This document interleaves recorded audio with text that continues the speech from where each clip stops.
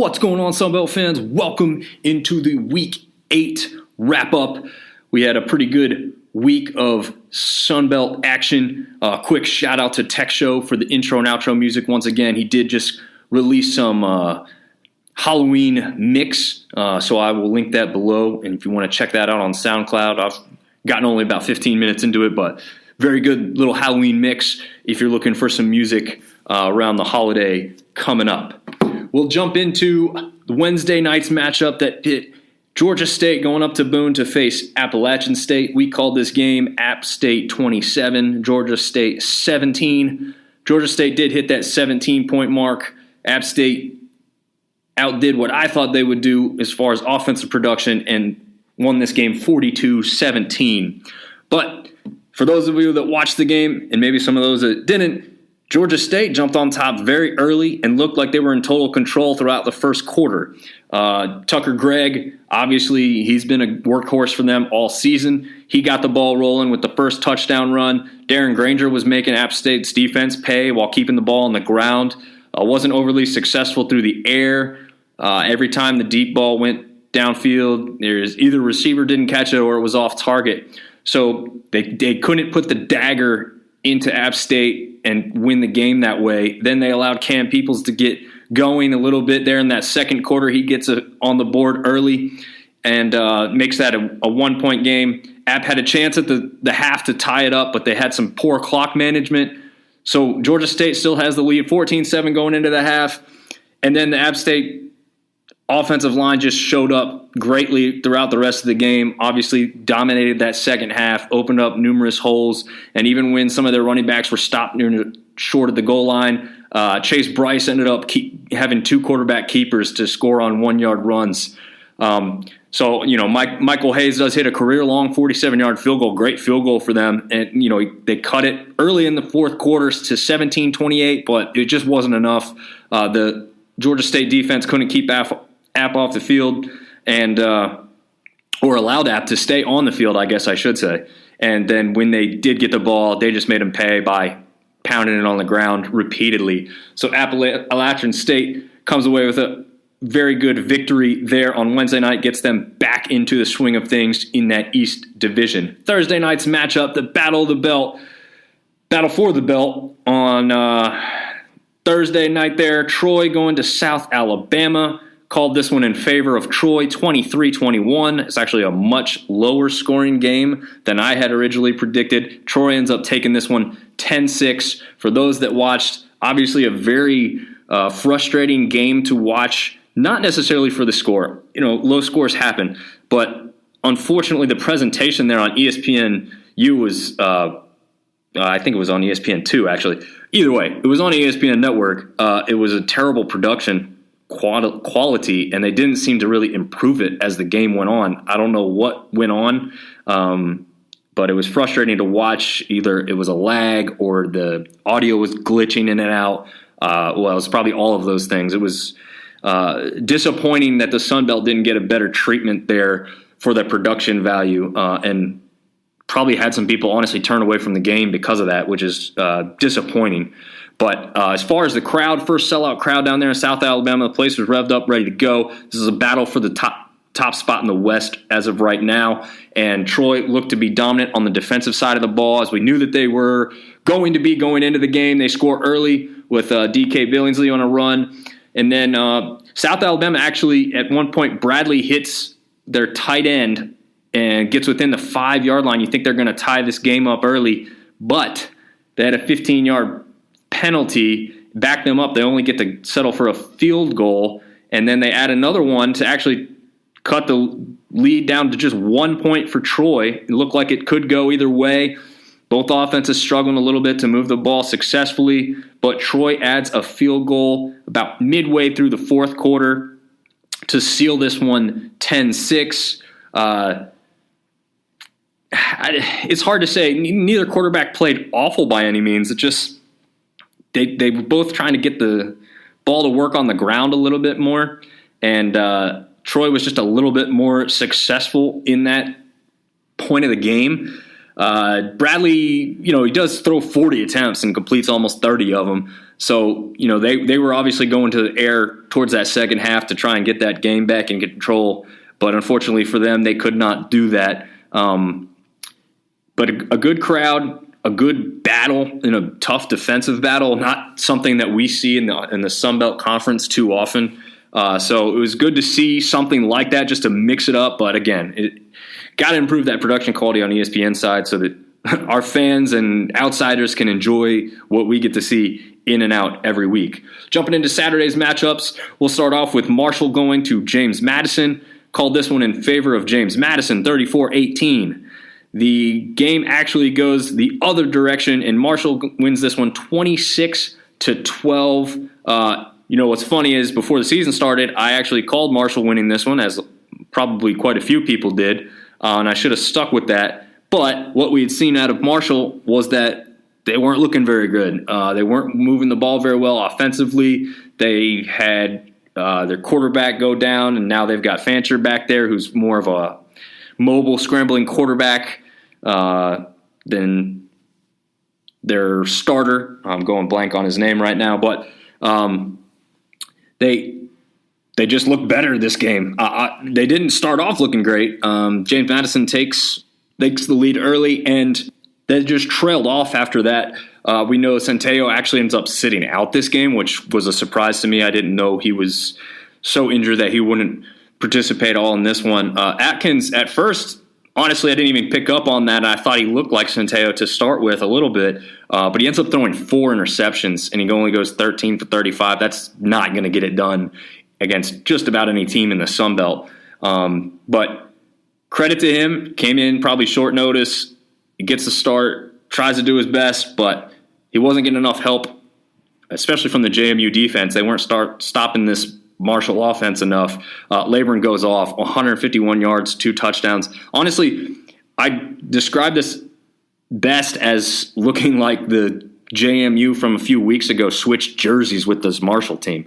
It was almost the exact opposite of what I assumed would happen in this game, both with the score prediction and just how it looked overall. So JMU is learning the struggles of the FBS schedule week in, week out.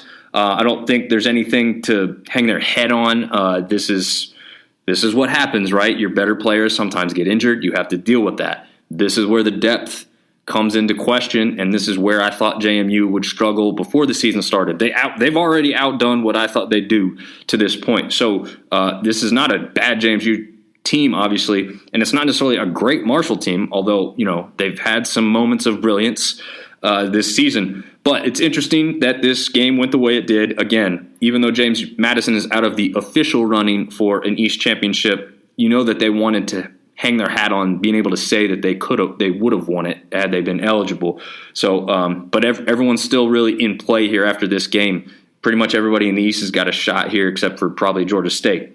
Then we will jump into Georgia Southern at Old Dominion, the game of the week, and it turns out to be just that, really. Honestly, I called this one in favor of Georgia Southern 31-28. Georgia Southern ends up taking it 28-23. So it is that one possession game. And I'm telling you, if you didn't watch this one, you got time or interest, go back and watch this one. It was a great game. Old Dominion came in at number 1 in the East, and they got knocked off the pedestal a little bit. Obviously, they still hold the top spot. They only have one conference loss now to this Georgia Southern team. But a great back-and-forth game. I mean, just about every time somebody scored, the other team scored the next time. ODU did string 2 field goals together at one point in time. But you've got Van Treese, weirdly enough, a great game, but not his crazy stat lines that he's been seeing. He's 22 for 27, 192, and 1 touchdown. Those are pedestrian numbers at best. But then the Georgia Southern offensive old sheds its head or light on the game, and White goes off for 138 yards and a touchdown. Their best receiver in Jones only had 54 yards and a touchdown. And in fact, what's funny is ODU has the receiver go off on the other side. Jennings comes back to form with 130 yards and a touchdown. And that's the weirdest thing is that ODU seemed like, if you look at the stat line, ODU seems like they could have and should have won this game. Wolf goes for 328 and a touchdown.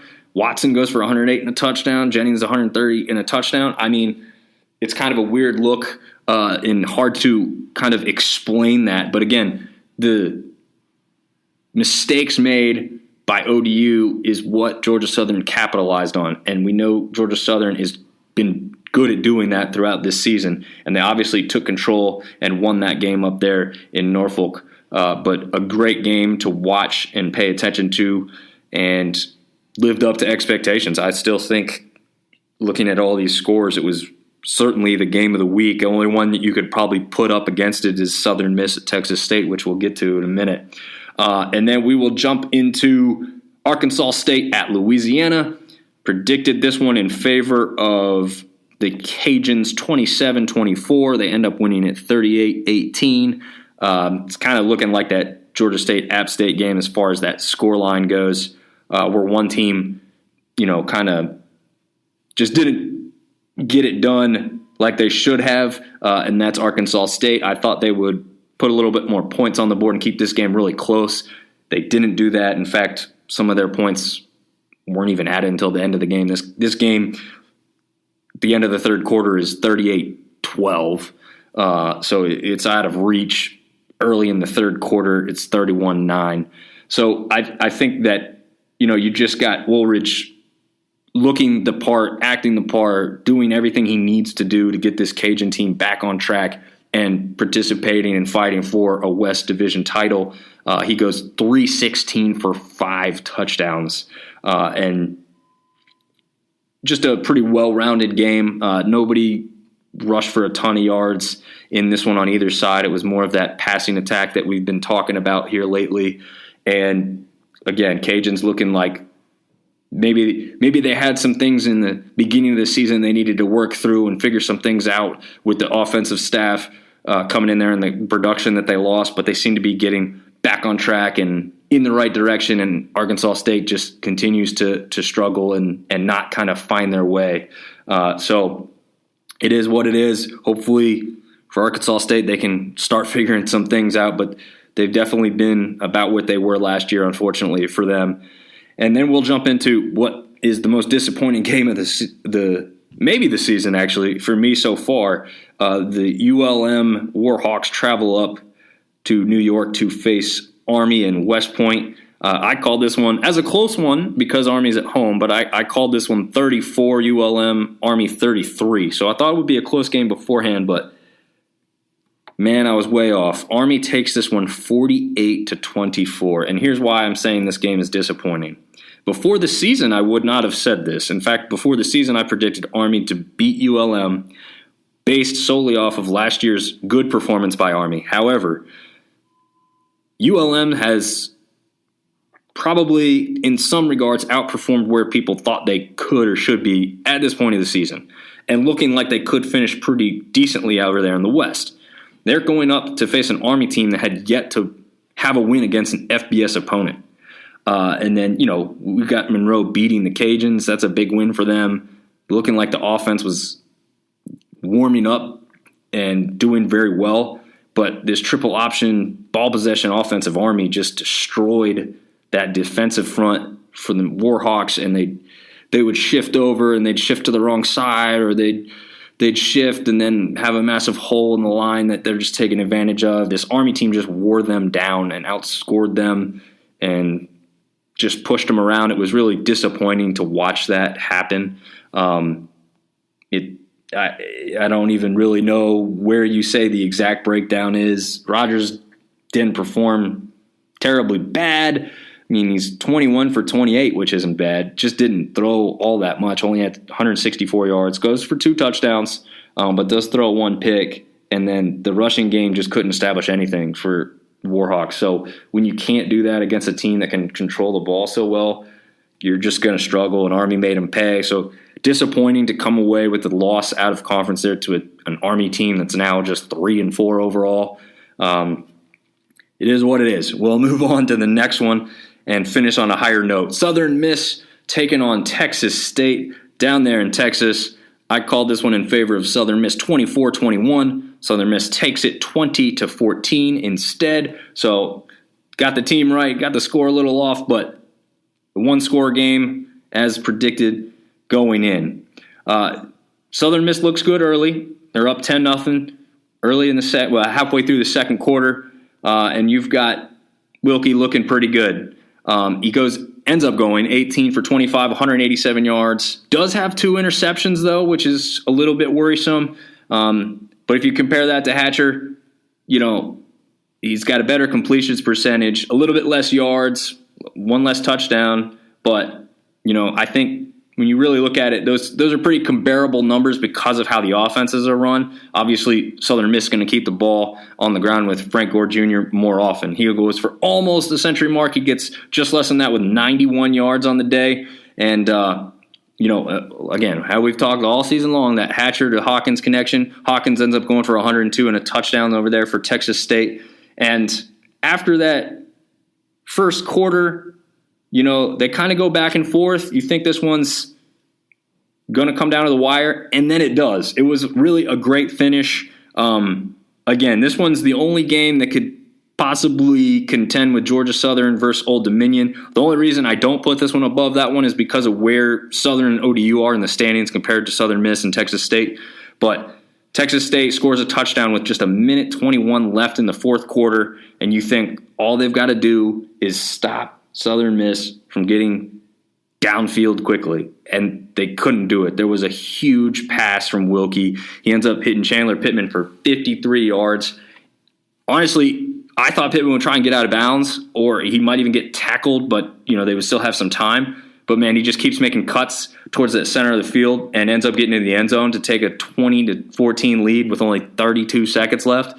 At that point, you knew a miracle would have to happen for Texas State to come back and overcome that. Unfortunately for them, they couldn't find it, but it was an exciting game to watch. Certainly came down to the wire with both those teams scoring late in the fourth quarter like that. Again, Southern Miss, they've got a lot of fight in them. Only 4-3 overall in the season, and Texas State falls to a 3-5 mark. I think, where Texas State fans thought they should be, they'll be disappointed at 3-5. But I think before the season, if you told them at this point they'd be 3-5, you didn't tell them who they won and lost to. I think they'd probably be okay with that. Not thrilled by any means, but I think where they've been in the past, you'd probably think that they'd be okay with standing 3-5 with a chance to win some down the stretch here. But again, we got a good quality week of Southern Sunbelt football, and until next time, we will jump into the Week 9 preview. See you next time.